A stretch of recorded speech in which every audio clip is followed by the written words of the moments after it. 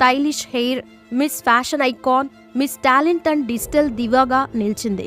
అయితే శోభితకి ఆ పోటీల్లో పాల్గొనే వరకు నార్మల్ మేకప్ మాత్రమే అలవాటు ఉండేది. అంతేకాదు మిస్ ఇండియా పోటీల్లో పాల్గొనే టైంలోనే డైట్ విషయంలో చాలా జాగ్రత్తగా ఉండేది. ఇక ఆ తర్వాత శోభిత కింగ్ ఫిషర్ క్యాలెండర్ ఫోటోషూట్లో పాల్గొంది. ఆ ఫోటోషూట్లో పాల్గొనే వారిలో 2 మాత్రమే కొత్త అమ్మాయిలు, మిగతా వారంతా నటులే. దీంతో మొదట శోభిత భయపడ్డంతో తను భయపడుతున్నట్లు ఫేస్లో కనిపించకుండా జాగ్రత్త పడ్డానని గతంలో తెలిపింది. ఇక ఆ ఫోటోషూట్ తర్వాత శోభిత మెల్లగా మోడలింగ్ వైపు వచ్చి ఫ్యాషన్ షోల్లో పాల్గొనేది.